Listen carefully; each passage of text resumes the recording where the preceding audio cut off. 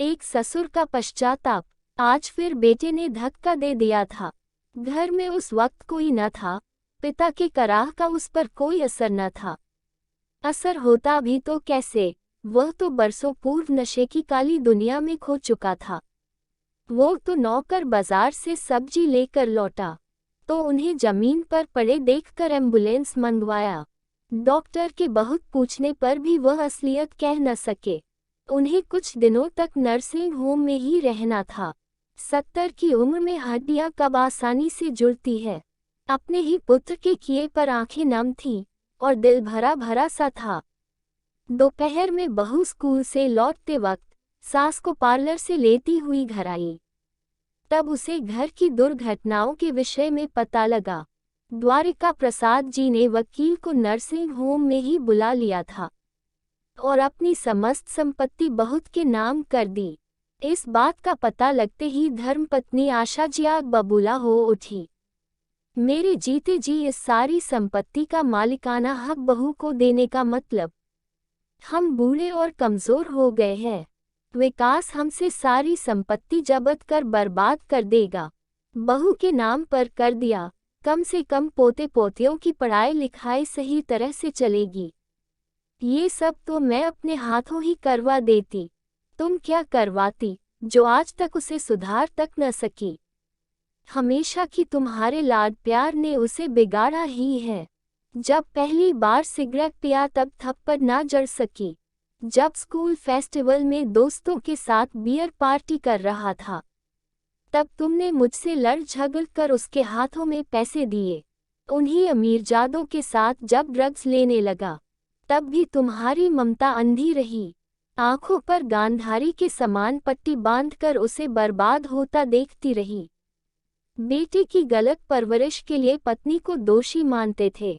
मन खिन्न था, आज सारी भड़ास निकाल रहे थे। आपने कौन सा ध्यान दे दिया। आप भी तो पैसे बनाने की धुन में घर से बाहर रहे। मैं अकेली जवान बेटे को कितना संभालती। काम कर रहा था, धन संग्रह कर रहा था, पर अब जान गया हूँ कि पूत सपूत तो धन संचय और पूत कपूत तो क्यों धन संचय। दोनों ही हालातों में ये धन बेकार है। इसलिए अब इसे नेक काम में लगाना चाहता हूँ। मैंने सोचा था शादी के बाद सुधर जाएगा, तभी अपने बेरोजगार नशेली बेटे के लिए एक अच्छी लड़की का जीवन बर्बाद कर दिया। तुम्हारे बिगड़े लाडले को जब मैं रिहैब सेंटर में छोड़ने गया तो पीछे से तुमने किसी शरीफ परिवार की लड़की देख उसका ब्याह तय कर दिया और अपने पक्ष में ये दलील देती रही कि शादी के बाद तो अच्छे अच्छे सुधर जाते हैं। वह भी तो इसे सुधार न सकी। मेरे ही बच्चे के सब दुश्मन बने हुए हैं। जो भी दिल में आए कीजिए, बोलकर वह सुबकने लगी। विकास की गलतियों पर पर्दा मत डालो।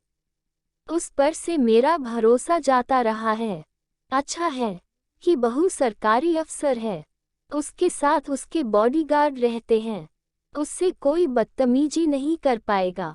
अब सही समय आ गया है कि फिर से उसे रिहैब सेंटर भेज दिया जाए। मकानों से जो किराया आ रहा है, बहू उससे बच्चों की पढ़ाई व विवाह भी अच्छी तरह संभाल लेगी। क्या आप भी कुछ भी बोल रहे हो? मेरे लिए कुछ नहीं रखेगे? मेरा पेंशन तुम्हारे खाने पहनने व पार्लर के लिए काफी होगा। थोड़ी शर्म करो आशा। एक लड़की क्या क्या ख्वाब लेकर ससुराल आती है। हमने शिप्रा को क्या दिया? एक ड्रग्स के नशे में डूबा इंसान। अब तुम्हारी यह सजा है कि तुम बहू को संपत्ति का एकाधिकार दे दो। क्रोध में आशा जी तिलमिला उठी और तड़ाक। यह क्या, उन्होंने बहू पर हाथ उठा दिया। सभी सन्न रह गए। एक बार बहू को विश्वास ही नहीं हुआ कि ये हाथ उस पर उठे थे। चुपचाप कमरे से निकल सरकारी आवास पर जाने के लिए सामान पैक करने लगी। जब तक सब रोकते उसने घर छोड़ दिया था। आशा जी ने सपने में भी न सोचा था कि गलत सही ढंग से जमा राशि इस तरह उनके हाथ से निकल जाएगी। हार कर आशा जी ने शिप्रा के आगे हाथ जोड़े और उसे मना कर घर ले आई। बेटे के अंदर भी बहू के लिए सम्मान था, क्योंकि जेब खर्च वही देने लगी थी। सास ससुर भी कुछ सुरक्षित महसूस करने लगे थे। अब पैसों के लिए विकास ने उन्हें परेशान करना छोड़ दिया था। उसे विश्वास हो गया था कि जो मेरी पत्नी का है वह मेरा ही है। ये वसीयत ना था, बल्कि एक ससुर का पश्चाताप था। एक पढ़ी लिखी लड़की को अपने नालायक बेटे से विवाह कराने के उपरांत उनकी आत्मा उन्हें घिकरती रही थी, जिसके कारण वह इस नतीजे पर पहुंचे थे। अब घर में सब कुछ तो नहीं बदला था, पर ससुर की आत्मा को कुछ हद तक शांति मिली थी। उनके हाथों हुए अपराध की कोई माफी नहीं थी, पर तड़प जो बहू के निर्दोष चेहरे को देखकर उठती थी, उन्हें ग्लानि में डुबोती थी, वह शांत हो गई थी। विकास को रिहैब सेंटर भेज दिया गया और शिप्रा अपने सास ससुर की बेटी बन आजीवन उनकी सेवा करती रही।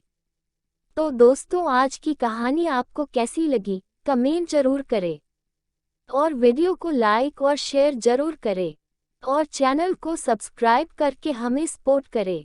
धन्यवाद।